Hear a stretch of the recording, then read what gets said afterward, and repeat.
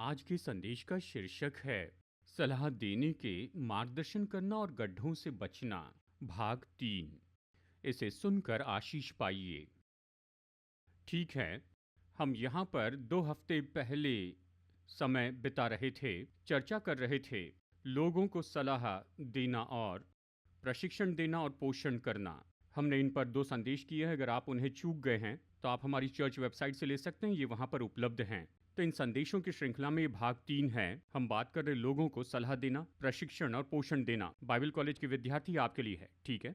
क्योंकि आप और आपकी सेवकाई वो तो जुड़ी होगी लोगों को प्रशिक्षित करके तैयार करने में, ठीक है? आप यही तो करने वाले हैं और इसलिए ये तो आपके लिए बहुत ही व्यवहारिक बात होगी। हालांकि आप यहाँ सीरीज के बीच में जुड़े, तो हमने इस बात पर चर्चा की है कि हमें ऐसी परंपरा तैयार करनी है हमारे मध्य में चर्च के रूप में, जहां हम पूरे मकसद के साथ में लोगों को सलाह, प्रशिक्षण और पोषण देते हैं। हमने ये महत्वपूर्ण बात बताई कि कैसे जो लोग विश्वास में परिपक्व या बड़े हैं, उन्हें आत्मिक रीति से जो विश्वास में कम उम्र के उनके जीवन में उंडेलना है और पोषण में उनकी मदद करनी है। परमेश्वर ने हमें इस काम के लिए बुलाया है कि हम सलाह दे, प्रशिक्षण दे, पोषण दे। चर्च के समाज के रूप में हमारे पास ये है, हम ऐसा करते हैं। और फिर भाग 2 में हमने देखा, सीरीज के दूसरे संदेश में हमने देखा कि इसे कैसे करें, कैसे लोगों को सलाह, प्रशिक्षण और पोषण दें। हमने देखा पौलुस और तिमोथियुस को उदाहरण के रूप में पौलुस ने कैसे तिमोथियुस में काम किया, उनसे हम कौन से पाठ सीख सकते हैं, उदाहरण के रूप में इसे हमने देखा और आप उस संदेश को भी देख सकते हैं।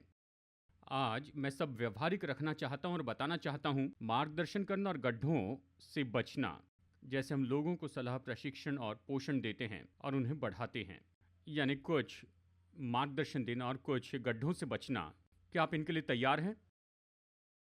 ठीक है, वचन के 2 भाग पढ़कर हम यहाँ पर शुरू करते हैं। फिलिपियो अध्याय 2 वचन 19 से 22 तक। फिलिपियो 2 19 से 22 तक पौलुस लिखता है, फिलिपियों के लोगों को लिखता है, तिमोथियुस के बारे में कहता है, मुझे प्रभु यीशु में आशा है कि मैं तिमोथियुस को तुम्हारे पास तुरंत भेजूंगा, ताकि तुम्हारी दशा सुनकर मुझे शांति मिले। क्योंकि मेरे पास ऐसे स्वभाव का कोई नहीं जो शुद्ध मन से तुम्हारी चिंता करे, क्योंकि सब अपने स्वार्थ की खोज में रहते हैं, न कि यीशु मसीह की। पर उसको तो तुमने परखा और जान भी लिया है कि जैसा पुत्र पिता के साथ करता है, वैसा उसने सुसमाचार फैलाने में मेरे साथ परिश्रम किया है। एक और वचन भाग हम देखेंगे, वो है 2 तिमोथियुस 3 में वचन 10 और 11। पौलुस यहाँ लिखता है 2 तिमोथियुस 3 10 और 11 में तिमोथियुस को लिखकर ये कहता है, परंतु तूने उपदेश, चाल चलन, मनसा, विश्वास, सहनशीलता, प्रेम, धीरज और सताए जाने और दुख उठाने में मेरा साथ दिया। और ऐसे दुखों में भी जो अंताकिया और इकुनियुम और लुस्त्रा में मुझ पर पड़े थे, और अन्य दुखों में भी जो मैंने उठाए हैं, परंतु प्रभु ने मुझे उन सब से छुड़ा लिया। अब ये 2 वचन भाग बहुत ही दिलचस्प हैं। पहला तो पौलुस लिखता है तिमोथियुस के बारे में, फिलिपियों को लिखता है, और गौर कीजिए उसने तिमोथियुस के बारे में कहा। उसने कहा, तिमोथियुस, उसने मेरे साथ सेवा की है। और ये तो भाग था उस सलाह देने की क्रिया का। उसने मेरे साथ यात्रा की है, मैंने अपना खुद का अनुभव पाया है। तिमोथियुस के बारे में दूसरे क्या कहते हैं उसके अनुसार मैं नहीं कह रहा हूँ। उसने मेरे साथ सेवकाई की है, हम एक साथ मुश्किल परिस्थिति में रहे हैं, हमने एक साथ फर्श साफ की है, हमने एक साथ चर्च में सेटअप किया है, हमने सब कुछ सेट किया और सब कुछ निकाल कर रखा, हमने एक साथ ये सब किया है। इसलिए मैं अपने अनुभव से ये कह सकता हूँ कि तिमोथियुस किस तरह का व्यक्ति है। जब आप लोगों के मेंटर होते हैं तो यही होता है, आप उन्हें असल में जानने लगते हैं, जानते हैं। जब हम उन्हें केवल उनके सोशल मीडिया पर देखते हैं, वो तो बिल्कुल अलग तस्वीर है। लेकिन जब उनके साथ काम करते हैं, उनके साथ यात्रा करते हैं, उनके साथ में जाते हैं, एक साथ काम करते हैं, जीवन में एक साथ यात्रा करते हैं, तो आप जानते हैं कि वो सच में कौन है। और अंत में पौलुस यही तो कहता है, मैं तुम्हें तिमोथियुस के बारे में ये बता सकता हूँ, जैसा पुत्र अपने पिता के साथ होता है, वैसे उसने मेरे साथ सेवा की। यह ऐसा व्यक्ति है जिसने सच में तुम्हारी परवाह की है। ये तो अद्भुत बात है कि पौलुस ऐसा कहे, मैं जानता हूँ वो सच में तुम्हारी परवाह करता है। दूसरी बात, वो मेरे विचार का है, वो बिल्कुल वैसे ही सोचता है जैसे मैं सोचता हूँ। वो मेरे साथ एक है। और वो कहता है, मैं उसके चाल चलन को जानता हूँ, मैं इसके चरित्र के बारे में लिख सकता हूँ। यह अद्भुत है। जब वो लोगों के साथ काम करने लगा तो यही हुआ, यानी हम उन्हें जानने लगते हैं। दूसरी बात, दूसरा तिमुथियुस से जैसे हमने पढ़ा, ये दिलचस्प है क्योंकि ये तो लगभग 16 से 18 साल के बाद में लिखा गया। पौलुस और तिमुथियुस ने एक साथ यात्रा करने के बाद, ये तो प्रेरित पौलुस ने लिखी हुई आखिरी पत्री है। वो दोनों मिलकर एक साथ 16 से 18 साल काम करते रहे और उसके अंत में, और पौलुस तिमुथियुस को याद दिलाता है, तिमुथियुस, तूने मेरे उपदेशों को ध्यान से पालन किया है। तो पिछले 16 या 18 साल से मैं जो भी सिखाते आया हूं तो उसे सुनते आया है। तूने मेरे जीवन को और मेरे जीवन के तरीके को देखा है। तिमुथियुस, तूने मुझे देखा है। मैं कहीं पर कोई छिपा हुआ व्यक्ति नहीं था, पर तुमने मुझे देखा। तुमने मुझे मेरी मुश्किलों में देखा, तुमने मुझे मेरे सताव में देखा, तूने मुझे अच्छी और बुरी परिस्थिति से जाते हुए देखा है, तूने मेरे जीवन को देखा, तूने देखा मेरा उद्देश्य, मेरा विश्वास, मेरा प्रेम और मेरा सहना, तूने सब देखा है। तो यही तो होता है जब लोगों की मेंटरिंग करते हैं, उन्हें देखने देते, आप उनके लिए ढांचा बनाते हैं, पैटर्न बनाते हैं, ये जीवन जैसे आपको जीना चाहिए। क्या आप समझ रहे हैं? आमेन। तो ये उदाहरण, ये तो पौलुस और तिमोथियुस का अच्छा प्रोटोटाइप है कि कैसे लोगों को सलाह दे, प्रशिक्षण दे, पोषण दे, और ये इसे और भी आगे देखने के योग्य है। जैसे हम मार्गदर्शन के बारे में कहते हैं, हमारे लिए क्यों महत्वपूर्ण है कि हम ये मार्गदर्शन पाएं और इन बातों के बारे में सचेत रहे, क्यों हम ये जानना ज़रूरी है एक अच्छा सेहतमंद मेंटर मेंटी संबंध रखें। कैसे सेहतमंद संबंध को पोषण देंगे? तो बाइबल कहती है, नीति वचन अध्याय 27 वचन 17 में, जैसे लोहा लोहे को चमका देता है, वैसे मनुष्य का मुख अपने मित्र की संगति से चमकदार हो जाता है। तो ये बहुत ही मूल्यवान है जब हम एक साथ यात्रा करते हैं, जब हम लोगों को सलाह, प्रशिक्षण और पोषण देते हैं। हम उन्हें तेज कर सकते हैं, उभार सकते हैं। लेकिन अगर आप इसे गलत करें तो लोगों को चोट पहुंचाएंगे। ये मेंटर और मेंटी दोनों को चोट पहुंचा सकता, दोनों को चोट लगती है। जबकि ये करना तो अच्छा है, लेकिन अगर सही तरीके से न करें तो लोग इसके कारण चोट खाते हैं। तो हमें ये समझना ज़रूरी है कि इसे सही तरीके से कैसे करें, और इस संदेश के पीछे यही तो कारण है कि आप समझ रहे हैं। तो चलिए अच्छे मेंटर के हृदय से शुरू करते हैं। तो यदि आप किसी के जीवन में उंडेल रहे हैं, कोई आपके पास में आकर कहता है कि क्या आप मेरी इसमें मदद कर सकते हैं, क्या आप मदद कर सकते हैं कि मैं अपने करियर का चुनाव कैसे करूं, या फिर मैं कैसे चुन सकता हूं कि मैं किससे शादी करूं, मैं कैसे चुनूं कि मुझे कौन सा व्यवसाय करना चाहिए। यानी कोई आपके पास में आता है और वो आपको ये सौभाग्य देते हैं कि उनके जीवन में मेंटर हो जाएं। तो इस सारे काम में आप बहुत ही महत्वपूर्ण हैं। आपको निश्चित करना है कि आपके पास में अच्छा हृदय है। ये महत्वपूर्ण है, एक अच्छे मेंटर का हृदय। मैं पढ़ना चाहता हूँ पहला थिस्सलुनीकियों अध्याय 2 वचन 7 और 8।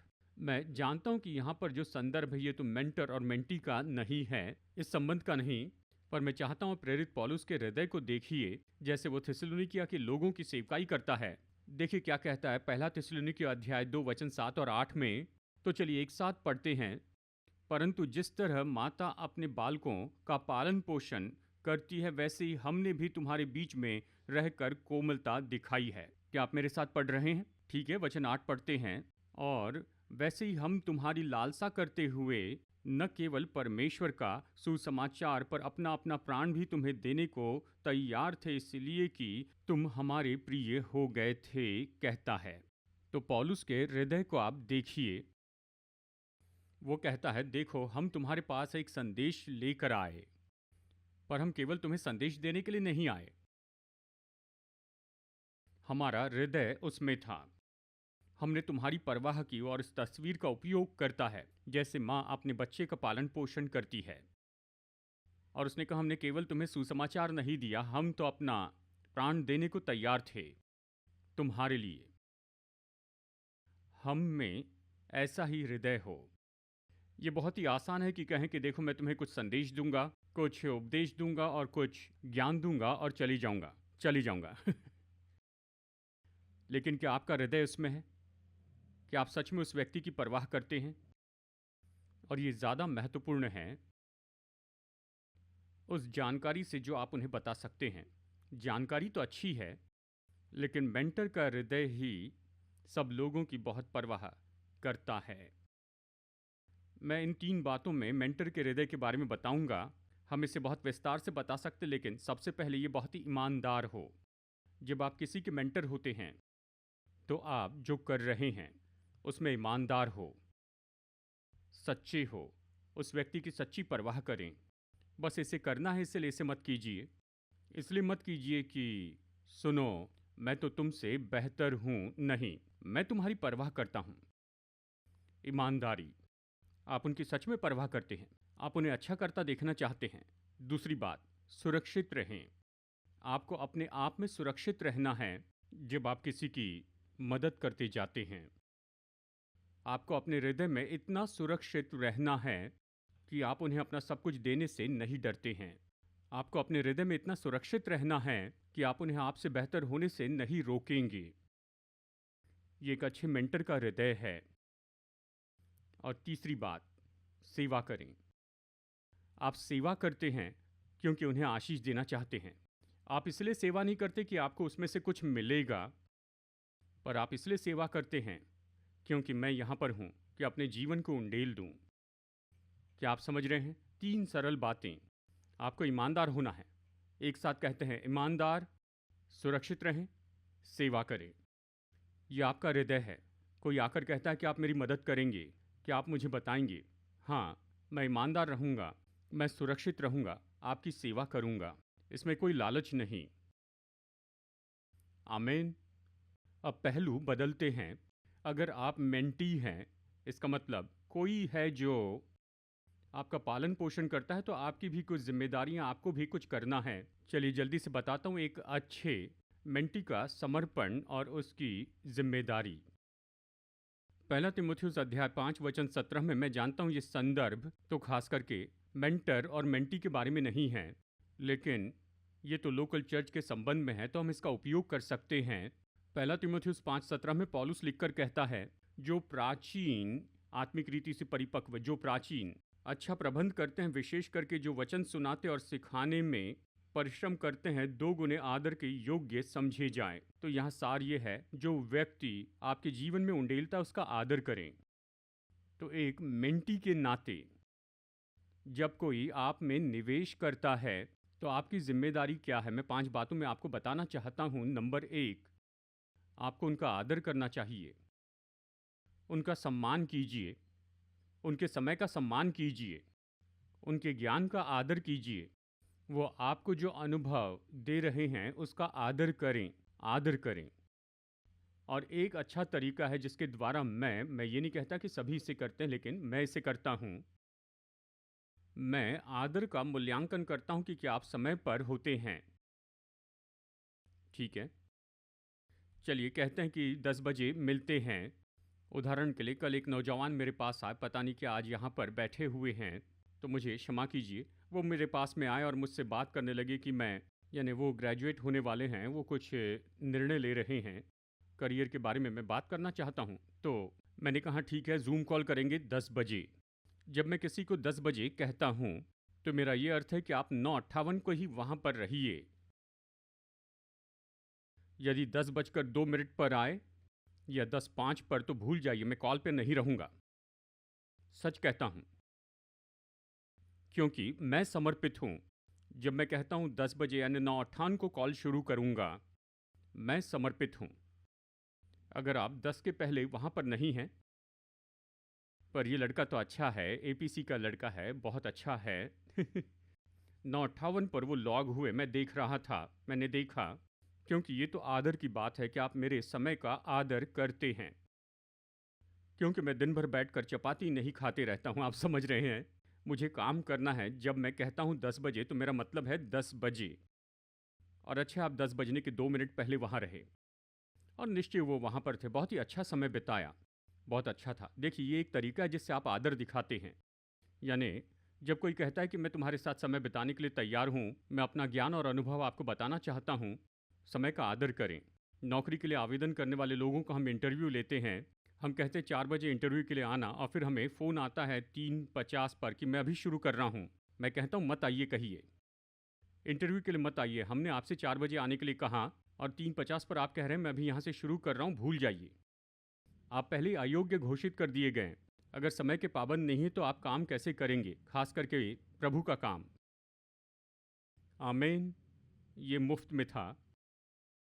तो इसलिए आदर आदर आदर आदर आदर ये बहुत महत्वपूर्ण है। आदर देना, और हम आदर दिखाते हैं जैसे हम लोगों के समय और ज्ञान जो देते हैं उसका आदर करते हैं। दूसरी बात, गोपनीयता रखना। तो जब मेंटर आपको कुछ बातें बताते हैं, जैसे आप उनसे बातें करते हैं, तो वो अपनी खुद की व्यक्तिगत कहानी बताने लगते हैं।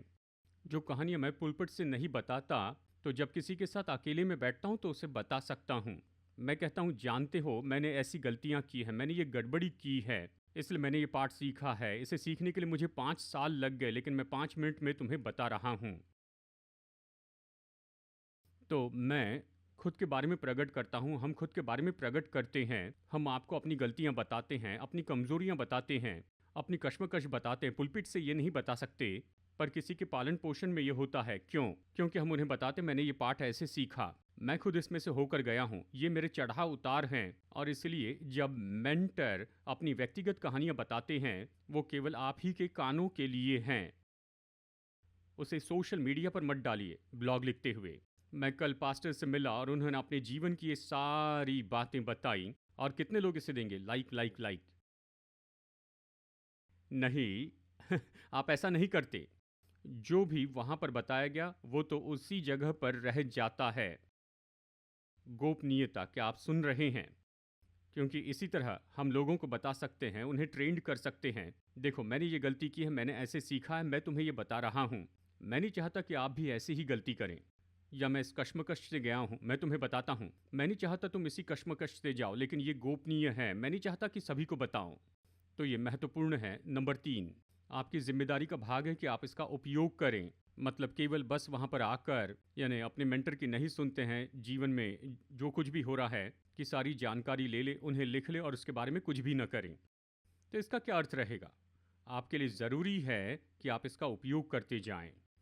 आपको उनके पास जाकर कहना होगा, सुनिए आपने इसके बारे में बताया, मैंने इस पर विचार किया और इस तरह से मैं इसका उपयोग करते जा रहा हूँ। मैं बस बैठकर आपका समय बर्बाद नहीं कर रहा हूँ, और आपकी सारी बातें सुनकर ऐसा नहीं कि मैं उसके बारे में कुछ न करूँ। यह आपकी जिम्मेदारी है कि जो निवेश किया गया है उसका अच्छा उपयोग करें। नंबर 4, वो ये है, आपको सराहना करनी होगी। मेंटी के रूप में आपको सराहना करनी होगी। इसका मतलब ये है कि आप हमेशा आभारी रहें। और यहाँ तक कि बातचीत खत्म होने के बाद, देखिए कुछ मेंटरी ऐसे होते हैं जो एक फ़ोन कॉल करते हैं। कई बार ये कई महीनों के समय में होता है। इस तरह आप जुड़ते हैं, फिर ऐसा समय आता है कि ये सब कुछ खत्म होता है, आपको आगे बढ़ना है, शायद आप आगे जाना चाहते हैं और आप जीवन में बहुत ही अद्भुत व्यक्ति हो जाते हैं। लेकिन हमेशा याद रखिए अपनी जड़ों को। हमेशा याद रखिए कि किसी ने आपके जीवन में निवेश किया है, आप उनके आभारी रहें। हमेशा आभारी रहें। जब उस व्यक्ति से मिलते हैं कहें धन्यवाद। मुझे याद है जब मेथोडिस्ट चर्च में मैं छोटा था, किसी एक खास गर्मियों के समय में एक वीबीएस में मैं उपस्थित था। इसने मेरे जीवन पर बहुत बड़ा प्रभाव डाला, और सच में मुझे याद नहीं ये कौन सा साल था, बहुत पुरानी बात है। लेकिन वहाँ पर एक खास टीचर थे जिन्होंने सिखाया। उस वीबीएस क्लास में उन गर्मियों की छुट्टी के समय में हम मिशनरियों के बारे में अध्ययन कर रहे थे, उनके बारे में देख रहे थे। और ये जो खास टीचर थी, उसने बच्चों के समूह पर यानी हम पर क्लास में इतना प्रभाव डाला मेथोडिस्ट चर्च में। मेरी ज़िंदगी बदल गई उस समय के दौरान। आज भी जब मैं उन्हें मिलता हूँ मैं कहता हूँ धन्यवाद। मैं आपको उनका नाम बता सकता हूँ, आपको गूगल करने की ज़रूरत नहीं। लेकिन आज भी जब भी उन्हें देखता हूँ तो धन्यवाद कहता हूँ। वो तो बस एक छोटा सा ऐसा वेकेशन बाइबल स्कूल था, पर उसने मेरे जीवन को इतना छू लिया, इसने मुझे प्रभु की सेवा के लिए प्रोत्साहित किया। तो ये तो छोटी बात थी लेकिन बहुत सामर्थी थी, और मैंने कहा धन्यवाद। क्यों ना आप भी ऐसा ही कीजिए। जब आप उन्हें देखते हैं जिन्होंने आप पर प्रभाव डाला, चाहे एक हफ्ता हो उनके जीवन का या फिर ज़्यादा समय हो, लेकिन आभारी बने रहें। और अंत में सबसे महत्वपूर्ण जो आपको दिया गया उसे बहुगुणित करें। मेंटर का हृदय ऐसा है, जब मैं एक व्यक्ति के जीवन में निवेश करता हूँ तो आशा करता हूँ इसे ले जाएंगे और दूसरों को आशीष देंगे। ठीक है, तो इसे देते जाएं, दूसरों को सौंपें, इसे बांटें, इसे बहुगुणित करें। तो एक अच्छे मेंटी के रूप में ये आपका समर्पण और जिम्मेदारी है। कि अब तक आप समझ रहे हैं? अब अगली बात मैं आपको बताना चाहता हूँ, कुछ मार्गदर्शक बातें बताना चाहता हूँ, केवल कुछ हैं। जब आप लोगों के साथ में काम करते हैं तो इन बातों के बारे में सचेत रहिए। दूसरा कुरिन्थियों अध्याय 1 वचन 24 में प्रेरित पौलुस कुरिन्थियों को लिखकर कहता है, आइए एक साथ पढ़ते हैं। ये नहीं कि हम विश्वास के विषय में तुम पर प्रभुता जताना चाहते हैं, परंतु तुम्हारे आनंद में सहायक हैं, क्योंकि तुम विश्वास ही से स्थिर रहते हो। वो कहता है हम तुम्हारे विश्वास पर प्रभुता नहीं रखते हैं, हम तुम्हारे विश्वास पर नियंत्रण नहीं कर सकते, तुम्हारे विश्वास पर जबरदस्ती नहीं कर सकते, लेकिन हम यहाँ पर तुम्हारी सेवा के लिए हैं, ताकि तुम आनंदित हो और तुम विश्वास में खड़े रह सको। तो याद रखिए, आपको लोगों के जीवन के ऊपर अधिकार नहीं करना है, आप उनकी सेवा के लिए हैं। तो मेंटर के रूप में हम यहाँ पर कौन से मार्गदर्शन की बातें रख सकते हैं? नंबर 1, संबंध के बारे में सेहतमंद सीमाएं बनाकर रखें। इसका मतलब बहुत ज़्यादा दबाव न दें, चाहे माता पिता का अधिकार हो या दफ्तर का अधिकार हो। खास करके जवानों के मेंटर होने के लिए हमेशा उनके माता पिता से ही उनको जोड़ कर रखिए। शायद आप पास्टर हो या फिर आत्मिक अगुवे हो, वो आपके पास सलाह के लिए आते हैं या किसी काम के लिए आते हैं। अगर वो जवान है तो कहिए, सुनो, मुझे लगता है ये अच्छा है, लेकिन इसे अपने माता पिता को बताओ, उनकी सहमति लीजिए। यदि वो उस उम्र में आते हैं तो। मैंने कुछ जवानों से बातें की हैं, मैं भी ऐसा ही करता हूँ। सुनो, जाकर अपने माता पिता से बात करना। मैं तुम्हारे माता पिता की जगह नहीं ले सकता और मुझे ऐसा नहीं करना चाहिए। मैं उन्हें उनके माता पिता के पास भेजता हूँ, जाकर माता पिता से बात करो। या अगर आप उनसे दफ्तर के किसी मुद्दे के बारे में बात कर रहे हैं तो उन्हें उनके मैनेजर से बात करने के लिए कहिए। आप उनके मैनेजर नहीं हैं, आपके पास मैनेजर के जैसे नज़रिया भी नहीं है। जब दफ्तर के किसी मुद्दे को लेकर आते हैं, कहते हैं ठीक है इसे ऐसे निपटो, ठीक है, लेकिन इस बारे में आपको निश्चित जाना होगा और जो भी आपके अगुवे हैं उनके साथ में आपको जुड़े रहना होगा। दफ्तर में आप उनके मैनेजर की जगह नहीं ले सकते, माता पिता की जगह नहीं ले सकते। क्या आप समझ रहे हैं? तो जब आप मेंटर होते हैं तो अपनी सीमाओं को जानें, लोगों की जगह लेने की कोशिश न करें। जिनका उनके जीवन में अधिकार है उनकी जगह लेने की कोशिश न करें। आप कह सकते हैं मैं यही कह सकता हूँ, ऐसा कीजिए। कई बार लोगों को हम पीछे छोड़ देते, वो अपने माता पिता की जगह लेने की कोशिश करते हैं या फिर दफ्तर में मैनेजर की जगह लेना चाहते हैं, ये सब, तो आप बहुत सी मुश्किलों में पड़ जाएंगे। नंबर 2, आत्मिक प्रभाव को नियंत्रण, हेर फेर या दुरुपयोग न करें। ये बहुत महत्वपूर्ण है। जिस पल कोई आपके पास में आकर कहता है, मेंटर के रूप में वो आपकी सुनते हैं, वो अपने जीवन में आपको पहुंच दे रहे हैं, वो आपको सौभाग्य दे रहे हैं कि आप बोलते जाएं, लेकिन इस सौभाग्य का गलत उपयोग न करें, दुरुपयोग न करें। ये मत कहिए परमेश्वर ये कहते हैं तुम्हें यही करना होगा। नहीं नहीं, वो इसे परमेश्वर से सुन सकते हैं, उनके पास भी मोबाइल फ़ोन हैं। नहीं, मजाक कर रहा हूँ। वो भी स्वर्ग में डायल कर सकते हैं, शायद ये कहना अच्छा होगा, वो भी परमेश्वर से बात कर सकते हैं। तो जो भी सलाह आप देते हैं और आप जो भी कहते हैं, आप कहिए आप इसके बारे में प्रार्थना कीजिए। मैं ये महसूस करता हूँ, मैं ये बता सकता हूँ, पर आप प्रार्थना कीजिए, आप प्रभु को खोजिए, देखो प्रभु क्या कहते हैं, कैसे अगुवाई करते हैं। पर नियंत्रण मत कीजिए, हेर फेर मत कीजिए। ये मत कहिए कि तुम्हें ये करना ही होगा, ये तो परमेश्वर से है। क्योंकि कई बार लोग इसका उपयोग करते हैं, परमेश्वर यूँ कहता है तुम्हें ये करना होगा, और वो दुरुपयोग करते हैं उस संबंध का। तो ऐसा मत कीजिए, नियंत्रण और हेरफेर मत कीजिए इन बातों के द्वारा। नंबर 3, उनकी सफलता का उत्सव मनाएं। अगर वो आपसे बढ़ जाते हैं तो उत्सव मनाएं, कहें आप बहुत अच्छा कर रहे हैं, आगे बढ़ते जाओ। इस तरह उन्हें प्रोत्साहित करते जाएं। मेंटर से सीखें और प्राप्त करें। याद रखिए, जैसे पिछली बार मैंने कहा था, आप उनके जीवन में अल्फा और ओमेगा नहीं हो सकते हैं, केवल यीशु हो सकते हैं। तो जो आप दे सकते हैं वो आप दीजिए। जब वैसे कुछ बात लेकर आते हैं जो कि आपकी क्षमता से बाहर हो, तो उन्हें किसी और के पास भेजिए, कहिए जाकर उनसे बात कीजिए। उस व्यक्ति को पता है जिसके बारे में तुम पूछ रहे हो, वो व्यक्ति मुझसे बेहतर तुम्हारी मदद कर सकता है। ठीक है, नहीं तो आप उस बात के बारे में कहेंगे जिसके बारे में आपको ज्ञान नहीं है, तो आप भी परेशान होंगे, वो भी परेशान होंगे, और अंत में दोनों रोते बैठेंगे। तो ऐसा मत कीजिए। ईमानदारी से कहिए, सुनो, माफ़ करना, मैं तुम्हारी मदद नहीं कर सकता। कृपया जाकर उस व्यक्ति से बात कीजिए। उदाहरण, अगर विश्वासी एपीसी में आता है, ईश्वरीय चंगाई के बारे में सुनता है, फिर पास्टर के पास जाता है, पास्टर, क्या मैं अपनी गोलियां और दवाइयों से पीछा छुड़ा सकता हूं? पास्टर कहते हैं, हाँ प्रभु ये कहता है, लो। पास्टर ऐसा करने के लिए योग्य नहीं है। तो क्या करना चाहिए? अपने डॉक्टर से बात कीजिए। गोलियों और दवाइयों के बारे में मैं कुछ नहीं कहूँगा। अध्याय और वचन चाहिए तो मेरे पास आइए। दवाइयों के बारे में डॉक्टर के पास जाइए। आप समझ गए ना? किसी के जीवन में डॉक्टर का खेल मत कीजिए। देखिए, ऐसा मत कीजिए। आप कह सकते हैं, मैं बता सकता हूँ बाइबल क्या कहती है। मैं बता सकता हूँ बाइबल कहती है उसके कोड़े खाने से आप चंगे हुए हैं। मैं बता सकता हूँ परमेश्वर ने कहा उसका नाम यहोवा राफा है, तुम प्रार्थना करो, वो चंगाई देंगे। बाइबल चंगाई के बारे में क्या कहती बता सकता हूँ, लेकिन दवाइयाँ लेनी है या नहीं लेनी है डॉक्टर की जिम्मेदारी है, मेरी जिम्मेदारी नहीं। क्या आप समझ रहे हैं? तो आप ये सीमा पार मत कीजिए। लोगों के पोषण की इस संबंध में आप अपनी सीमा के दायरे में रहिए। तो गड्ढों से कैसे बचे इसके बारे में मैं जल्दी जल्दी आपको बताऊंगा, क्योंकि हमने इसके विषय में सभाओं में पहले ही देखा है। कौन से गड्ढों से बचना चाहिए? यीशु ने लूका अध्याय 6 वचन 39 में कहा, क्या अंधा अंधे को मार्ग बता सकता है? क्या दोनों गड्ढे में नहीं गिरेंगे? यहाँ मेंटर मेंटी के संबंध में कम से कम एक व्यक्ति को अपनी आंखें खुली रखनी चाहिए। अगर दोनों अपनी आंखें बंद करेंगे तो फिर निश्चय ही आगे किसी न किसी गड्ढे में गिरेंगे ही।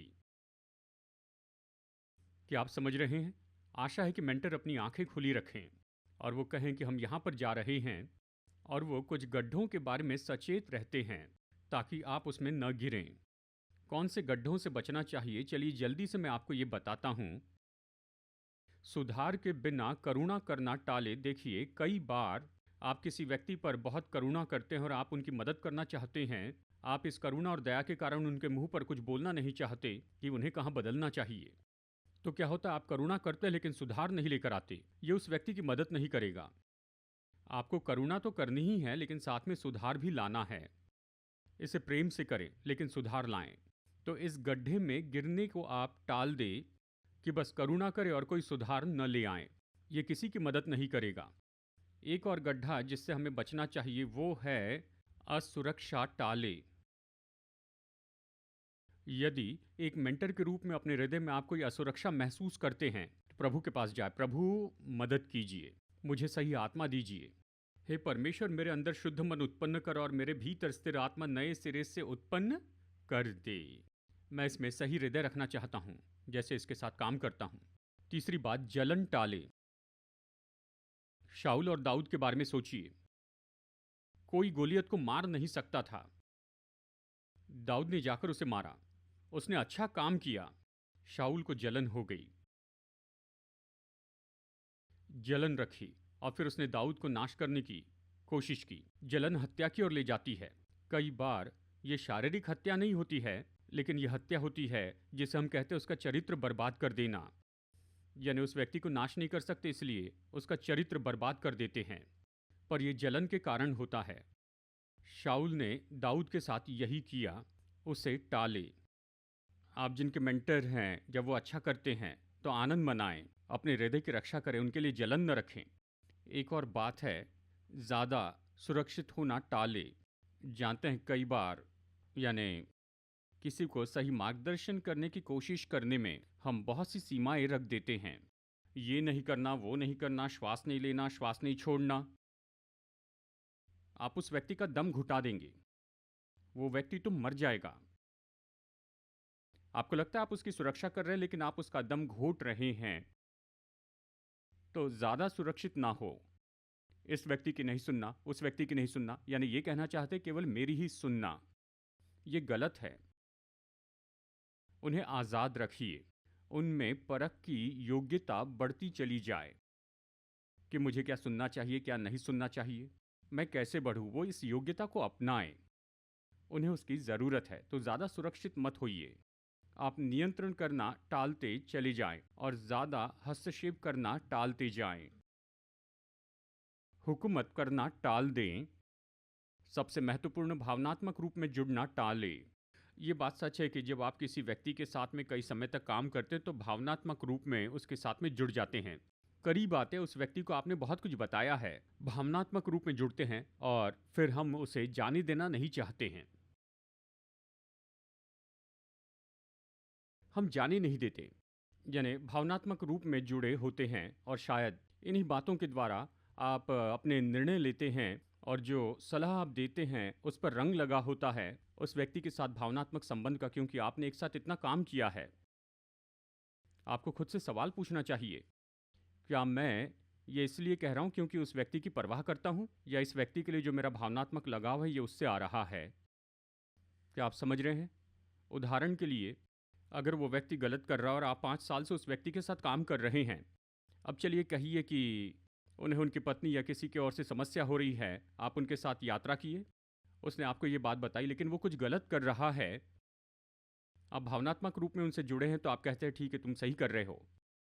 नहीं, अगर वो गलत कर रहे हैं तो उनके सिर पर मार कर कहिए, सुनो तुम कुछ गलत कर रहे हो, पत्नी से सही व्यवहार नहीं कर रहे हो। उसे बताना है। उस व्यक्ति के साथ में आपके भावनात्मक लगाव के कारण आपकी सलाह पर कोई रंग न लगे, ये सीधा साफ होनी चाहिए। क्या आप समझ रहे हैं? तो ये महत्वपूर्ण है, इन गड्ढों को टाल दें। आपको विकास के दर्द के माध्यम से काम करना होगा। हम पहुंच रहे हैं, तो कृपया बैठे रहिए। विकास के दर्द के माध्यम से काम करना, तो जैसे आप लोगों के साथ काम करते हैं, आप चुनौतियों का सामना करेंगे। मैं केवल 3 बताना चाहूँगा। पहले तो बदलाव का विरोध होगा। लोगों को बदलाव पसंद नहीं, बहुतों को नहीं। सच में जब आप चाहते हैं कि वो बढ़ते जाएं, आप चाहते हैं कि वो बदल जाए, पर वो इनकार करते हैं, और बदलाव के बिना उन्नति नहीं हो सकती। उन्नति के लिए बदलाव ज़रूरी है। हम महिमा से महिमा में बदलते जाते हैं। हम महिमा से महिमा में फिसल कर नीचे नहीं आते। आपको बदलना है। जब आप बदल जाएंगे तो आप महिमा के अगले स्तर पर पहुंचेंगे। लेकिन बदलाव का विरोध होता है, तो आपको इसमें उनकी मदद करनी होगी। आप उन्हें बदलाव का मूल्य दिखाइए। अगर वो बदलाव लाएंगे तो यही होगा। आशा ये उन्हें प्रोत्साहित करेगा। दूसरा है, चुनौतियों के लिए वो इच्छा नहीं रखते हैं। आप कहते हैं मैं आपको ये चुनौती देता हूँ, मैं चाहता हूँ तुम लीडरशिप लो, या मैं चाहता हूँ कि ये चुनौती आप लो, और वो कहते हैं नहीं मुझे ये नहीं चाहिए। वो चुनौती के लिए इच्छा नहीं रखते हैं। आपको कहना है सुनो, अगर तुम अगवेपन की ये जगह ले लोगे तो बड़ा प्रभाव डालोगे। इसलिए उन्हें प्रोत्साहित कीजिए कि वो ये चुनौती ले ले, इसमें कदम बढ़ाए। और आखिरी में शायद सुधार की प्रतिक्रिया हो। जब लोगों को सुधारते हैं वो प्रतिक्रिया करते हैं उल्टे रूप में। आशा है लोग सुधार को सही तरीके से ले, लेकिन वो प्रतिक्रिया करे तो फिर ये मुश्किल होगा। आप इन बातों को देखते हैं, ये विकास का दर्द है। मतलब उन्हें बढ़ने में मुश्किल होती है। आपको उनके साथ काम करना है, मदद करनी है कि बढ़ते जाएं। कुछ समय में हम प्रार्थना करेंगे। 2 और विचार हैं। ऐसा समय आएगा जब आपको खत्म करना होगा मेंटर मेंटी के संबंध को। मतलब आप ऐसी जगह आते हैं जहां यानी ये जो संबंध है इसका उद्देश्य मैंने पूरा किया, मुझे जो करना था कर दिया। ये समय है कि वो उड़ते चले जाएं, आगे बढ़ें। आप में समझ होनी चाहिए कि आप कहे देखो सब अच्छा रहा, आगे बढ़ो, जब भी मेरी मदद चाहिए मैं आऊँगा। अब से आगे तुम्हें यात्रा करनी है। तुम तो अब बड़े हो गए, सीख गए, उद्देश्य पूरा हो गया, आगे बढ़ो। खुद खड़े रहो, अपने निर्णय खुद लो, ऐसे स्त्री पुरुष बनकर आगे बढ़ो। तो हमें समझना होगा कि इसे कब करें। कई बार शायद परमेश्वर आपको बताए कि उन्हें आज़ाद करने का समय है। कई बार शायद वो आपके पास आकर कहें सुनो जाने का समय है, क्या आप मुझे खोल देंगे? उन्हें खोलना होगा। उन्हें थाम कर मत रखिए, क्योंकि आप उन्हें रोकेंगे उस भविष्य में जाने से जो प्रभु ने उनके लिए रखा है। क्या आप सुन रहे हैं? यहाँ आखिरी बात बताना चाहता हूँ। चर्च ने जो गलतियाँ की है उससे सीखते जाएं। यानी अच्छा इतिहास का अध्ययन करें, चर्च के इतिहास का। ये तो बहुत ही कीमती है क्योंकि हम चर्च के इतिहास से सीख सकते हैं।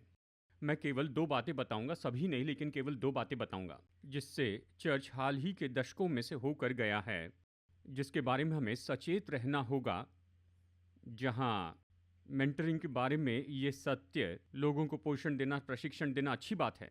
इसका गलत उपयोग किया, दुरुपयोग किया, इससे लोगों को चोट पहुंची। उनमें से एक का संबंध शेफर्डिंग मूवमेंट से था, जो आई थी 1970 और 1980 के दरमियान। और उस समय में 4 बहुत ही उत्तम ऐसे बाइबल शिक्षक थे। वो जाने जाते थे फोर्ट लॉडरडेल। फोर मतलब वो फ्लोरिडा के एक ही शहर से आए थे। बहुत ही विख्यात और बहुत अच्छे बाइबल शिक्षक थे। आज तो वो जीवित नहीं है, लेकिन उन्होंने बनी रहने वाली धरोहर दी है। उनकी कुछ किताबें खास करके पढ़ी जाती है। आप यूट्यूब पर उनके कुछ वीडियो देख सकते हैं। अच्छे लोग थे बाइबल शिक्षक। परमेश्वर ने उन्हें तैयार किया। अब वो एक साथ में आए और उन्होंने एक शिक्षा रिलीज़ की उन दिनों में, और उसे ही आगे जाकर कहा गया ये तो शेफर्डिंग मूवमेंट है। और उस शिक्षा का सार था कि सभी को शेफर्ड की ज़रूरत है और आपको पूरी तरह से अपने शेफर्ड के अधीनता में रहना है। अब जबकि कुछ बात के लिए तो ये सही था क्योंकि चर्च में वहाँ पर ऐसे अच्छे पास्टर्स थे, लेकिन उस शिक्षा ने पूरे संसार में मसीह की देह को इतना नुकसान पहुंचाया है। इसने बहुतों को चोट पहुंचाई। मैं जानता हूं हमारे शहर में ये नुकसान हुआ है। उस शिक्षा के कारण लोगों ने उसको सब्सक्राइब किया था। ये इस हद तक चला गया था जहां चर्च में वहां तो नामधारी शेफर्ड लोगों के ऊपर नियुक्त किए गए। अपने शेफर्ड को रिपोर्टिंग किए बिना आप कुछ नहीं कर सकते। सोमवार को क्या किया, मंगलवार को क्या किया, यानी ब्रेकफास्ट लंच डिनर में क्या खाया, कहाँ पर गए, क्या आप खांसे या छींके हैं, सबकी रिपोर्ट देनी पड़ती थी। ये पूरी तरह से गलत उपयोग किया, बुरा उपयोग किया गया उस बात का जो कि अच्छा था। यानी देखिए, ऐसे ऐसे मेंटरिंग का अच्छा पहलू था, लेकिन ये तो बुरा उपयोग है और पूरे संसार में लोगों ने इससे चोट खाई। और देखिए, सच में यही तो हुआ।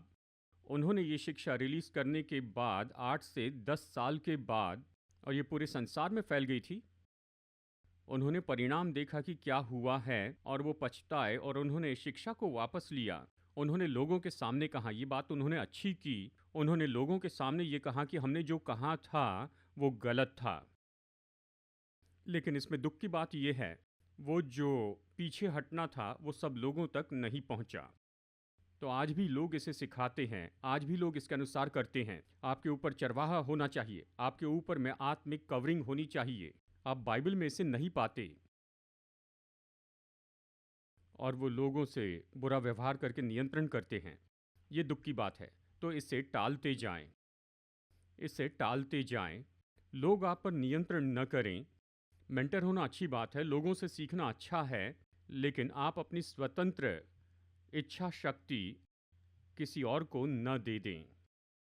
क्या आप समझ रहे हैं? परमेश्वर ने आपको अपनी इच्छा शक्ति दी है, आपके अंकल आंटी या पास्टर को नहीं दी। ये आपकी है, इसे मत दीजिए। दूसरा दुर्व्यवहार तो हाल ही के समय का करीबी है, और ये है आत्मिक पिताएं और अनाथ आत्माएं। यानी वो इस तरह से रखते हैं कि तुम्हारा आत्मिक पिता कौन है? मुझे पता नहीं, मैंने उद्धार पाया, यीशु को स्वीकार करके उसके पीछे चलता हूँ। ओ, तुम्हारे आत्मिक पिता नहीं हैं तो तुम अनाथ हो, तुम में अनाथ की आत्मा है, तुम्हें छुटकारा चाहिए। ठीक है, ये इस तरह से चलता है। वो पूछते हैं तुम्हारा मूसा कौन है? मुझे मूसा की क्या ज़रूरत, मेरे पास यीशु है। आपको मूसा चाहिए, मूसा लीजिए, मैं तो यीशु को रखूंगा। तो वो पूछते हैं तुम्हारा मूसा कौन है, तुम्हारा एलिया कौन है? मुझे मूसा और एलिया की ज़रूरत नहीं, मुझे यीशु मसीह ने उद्धार दिया है। अब देखिए, यहाँ वही गलती अलग पैकेज में लाकर दे दी गई है। तुम्हारा मूसा कौन है, तुम्हारा एलिया कौन है, कौन तुम्हारा आत्मिक पिता है? हाँ, क्या आपने बाइबल पढ़ी है? यीशु ने मत्ती 23 में कहा है, वचन 9 में उसने क्या कहा, आइए पढ़ते हैं। पृथ्वी पर किसी को अपना पिता न कहना, क्योंकि तुम्हारा एक ही पिता है जो स्वर्ग में है। दूसरे शब्दों में, हम पर विश्वासी के नाते एक स्वर्गीय पिता है, आप अनाथ नहीं हैं। आप अनाथ नहीं हैं, उन्हें जो कहना है वो कहने दीजिए। वो गलत कह रहे हैं। हम चर्च इतिहास से सीख सकते हैं। आपका पिता स्वर्ग में है। आप अनाथ नहीं हैं। आमेन। ये बात अच्छी है कि आत्मा में आपके माता पिता हो, विश्वास में आपकी मदद करेंगे। लेकिन आप अपनी पहचान उस व्यक्ति से मत लीजिए, चाहे वो मूसा, एलिया हो या आपके पास्टर हो। आप अपनी पहचान अपने स्वर्गीय पिता से लीजिए। क्या आप समझ रहे हैं?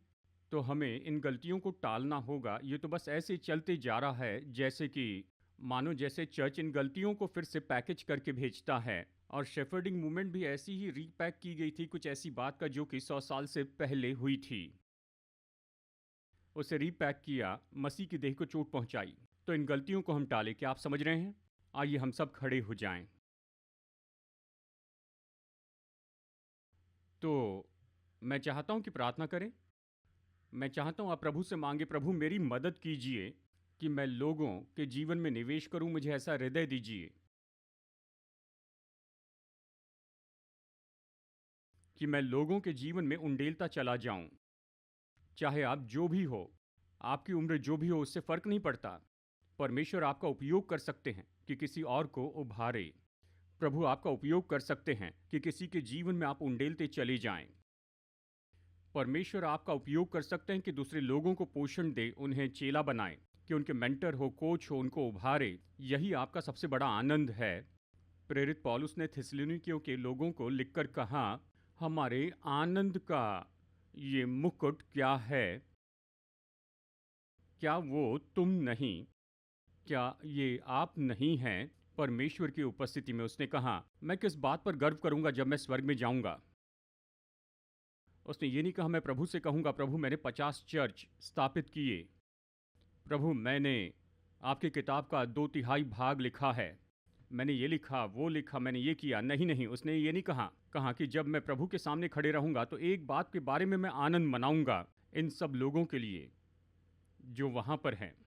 आप ही मेरे आनंद का मुकुट हैं। तुम ही कारण हो, मैं तुम्हारे लिए आनंद मनाता हूं। यानी आप लोगों के लिए क्या करते हैं, वही तो आप अपने साथ अनंत काल में ले जाएंगे। आप चाहे जो भी किताब लिखें, वो पीछे रह जाएगी। उस पार कुछ भी नहीं आएगा। बाकी सब जो कुछ भी है वो यहीं पर छोड़ दिया जाएगा। लेकिन जिन जीवन को आपने छुआ है, जिन लोगों में आपने निवेश किया, वो तो उस पार उस तरफ होंगे, वो वहां पर होंगे।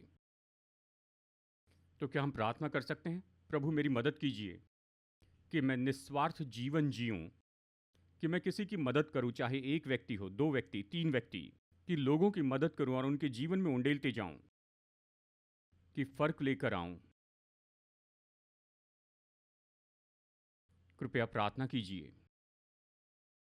पिता, हम मांगते हैं आपकी पवित्र आत्मा के द्वारा आपने हमारे अंदर ऐसा हृदय बनाया है जो यही चाहता है कि दूसरे लोगों में निवेश करे, जो देना चाहता है, जो निस्वार्थ जीवन जीना चाहता है, जो दूसरों के जीवन में मूल्य को देख सकता है और उनमें उंडेलिए ये सीखना, ये ज्ञान जो आपने हम में किया, हम उनके जीवन में उंडेलते जाएं। पिता, हम में से हर एक में ऐसा कीजिए।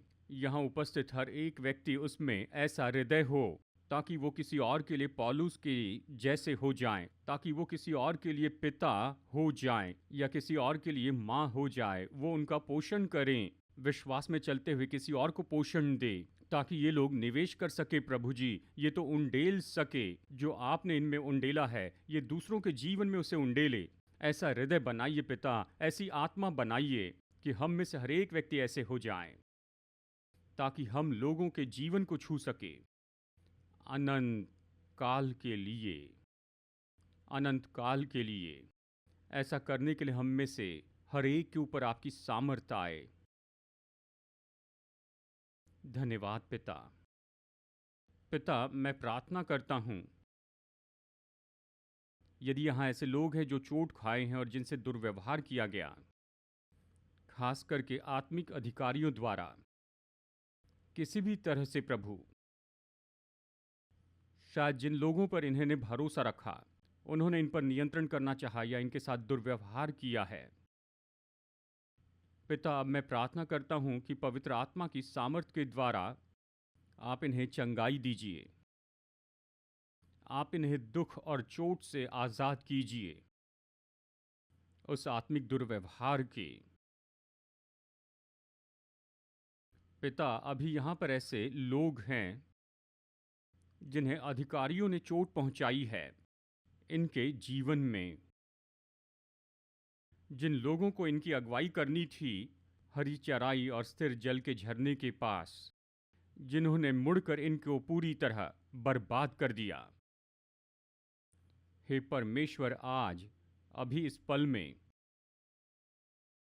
पिता चंगाई दीजिए अपनी आत्मा से। इन जख्मों को आप चंगाई दीजिए, जो जख्म आत्मिक अधिकारियों ने दिए। लोगों को इस दर्द से छुड़ाइए, इनके जीवन में जो दुर्व्यवहार हुआ उसके दर्द से ये आज़ादी का अनुभव करें, ये क्षमा करने पाए और इसे ऐसे जाने दे, और आपने इनके लिए जो अच्छाई रखी है इसमें ये लोग आ जाएं। जो अच्छा अनुभव इन्हें प्राप्त करना है आत्मिक अधिकार के द्वारा और चर्च के द्वारा, ये इसके अच्छे पहलू का अनुभव करें। सारी बातों में हम क्षमा करते हैं उन्हें जिन्होंने हमें चोट पहुंचाई, हमारे साथ दुर्व्यवहार किया, हमने जो अधिकार उन्हें दिया उसका गलत उपयोग किया हमारे जीवन में। हम उन्हें क्षमा करते हैं, हम आज़ाद करते हैं, जैसे परमेश्वर ने हमें क्षमा किया है। धन्यवाद देते हैं प्रभु, धन्यवाद।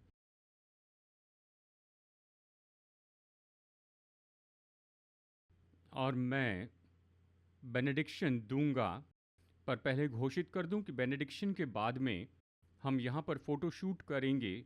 हमारे स्टूडेंट्स यहाँ पर स्टेज पर आएंगे, हम इन्हें बैठने के लिए कुर्सियाँ देंगे और हमारी फैकल्टी आकर इनके साथ में खड़ी होगी और हम यहाँ पर कुछ तस्वीरें लेंगे। ये ठीक है? ठीक है। और उसके बाद में खैर आप तो कभी भी जा सकते हैं या आप हमें देख सकते हैं या जो भी चाहें, और कुछ पल के लिए हम ऐसा करेंगे और उसके बाद में हमारे पास्टर्स यहाँ उपलब्ध होंगे कि आपके लिए प्रार्थना करें। इसलिए बस 10 मिनट दीजिए। यदि आपको प्रार्थना की ज़रूरत है तो हमारे पास्टर यहाँ पर आपके लिए उपलब्ध होंगे। ठीक है, हम विदा होंगे, जल्दी से फ़ोटो शूट करेंगे और फिर हमारे पास्टर्स यहाँ प्रार्थना के लिए उपलब्ध होंगे। साथ ही हम भोजन उपलब्ध करवा रहे हैं हमारे ग्रेजुएट्स और उनके परिवार के लिए। ये होगा हॉल की पिछली साइड में, मुझे पता नहीं किस जगह, लेकिन हॉल के पीछे। तो कृपया उनको परेशान न करें। आज हम उन सभी के साथ में अच्छा व्यवहार करना चाहते हैं, तो वो यहाँ पर लंच करेंगे। जैसे हम उसमें भागी होते हैं तो कृपया क्षमा कीजिए, ठीक है? मैं बहुत बड़ा धन्यवाद देना चाहता हूँ चर्च को, आप सब जो यहाँ पर हैं और सब जो ऑनलाइन देख रहे हैं, जो यात्रा कर रहे हैं, आप जो भी इस चर्च में बो रहे हैं, हम यहाँ पर जो भी काम कर रहे हैं ये आपके प्रभु के भवन के लिए देने के कारण हैं। आमीन। जैसे हमने आपको बताया कि हम देश के बाहर से कोई पैसा नहीं लेते हैं, बस केवल वो लोग हैं, हमारे भारतीय लोग हैं जो बाहर जाकर काम करते हैं, लोकल अकाउंट से हमें देते हैं, लेकिन उन्हें छोड़ हम किसी भी ओवरसीज से कोई फंडिंग नहीं लेते हैं। सब कुछ जो है वो आप देते हैं। आमीन। और हम बहुत बड़ा करने के लिए तैयार हो रहे हैं, ये तो बहुत उत्साहित करता है। आमीन। अगले साल का हमारा लक्ष्य है कि 100 विद्यार्थी लाएं और ये बाइबल कॉलेज बढ़ता चला जाए, हमारे देश पर और पड़ोसी देशों पर ये प्रभाव डाले, और अवश्य ही ऑनलाइन सैकड़ों विद्यार्थी हमारे साथ में अध्ययन करेंगे। लेकिन हम चाहते हैं कि यहाँ ऑन कैंपस में ज़्यादा विद्यार्थी हो ताकि हम उन्हें तैयार करें और उनके जीवन में उंडेलें। आमीन। तो चर्च के रूप में मैं आप सभी को बहुत धन्यवाद देता हूँ कि ऐसा करने में मदद कर रहे हैं। आप इसके भागी हैं, इनके जीवन में जो बोया गया आप उसके भागी हैं। आप सभी को बहुत बहुत धन्यवाद। आइए अपने लिए हम खुद ताली बजा लें। आपने जो किया उसकी मैं सराहना करता हूँ। आमीन, आमीन। आइए प्रार्थना करते हैं। हमारे प्रभु यीशु मसीह का अनुग्रह और हमारे स्वर्गीय पिता परमेश्वर का प्रेम और उसकी पवित्र आत्मा की मधुर संगति हम में से हर एक के साथ हमेशा होती रहे। यीशु के नाम में, आमीन। संदेश सुनने के लिए धन्यवाद। भरोसा करते हैं कि ये संदेश आपके लिए आशीष रहा। मुफ्त के स्रोत पाने के लिए, जिनमें हैं सरमन नोट्स और पब्लिकेशन, पाने के लिए विजिट करें apcwo.org पर। बैंगलोर के एपीसी बाइबल कॉलेज की जानकारी पाने के लिए विजिट कीजिए apcbiblecollege.org पर। याद रखिए, all peoples church Bangalore app download कीजिए एप्पल या गूगल प्ले स्टोर से।